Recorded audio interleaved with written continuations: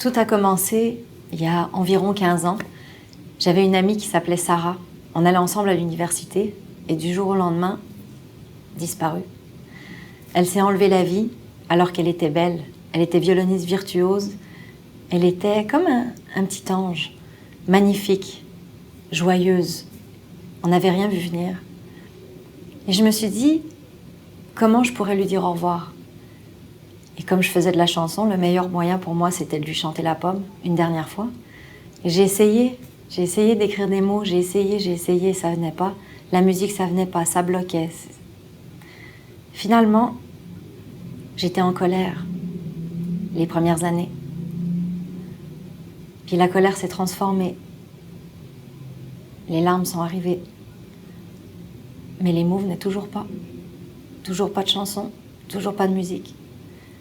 Jusqu'à que des premiers mots viennent. Mais ça marchait pas.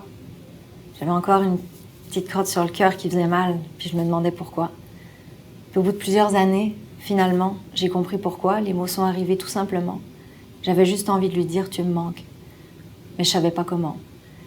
Si j'avais été moins seule dans toute cette façon de faire le deuil, si j'avais su comment lui dire au revoir, si j'avais su l'écouter quand il était temps de l'écouter, si j'avais su tout ça ou si je m'étais pas sentie toute seule là-dedans, je pense que les mots seraient venus plus vite et le sourire serait revenu plus vite aussi.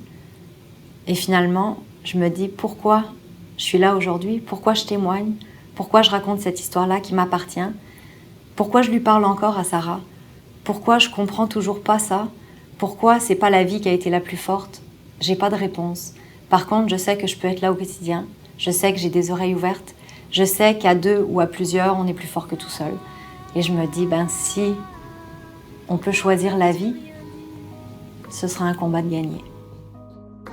Sarah, tu as juste écrit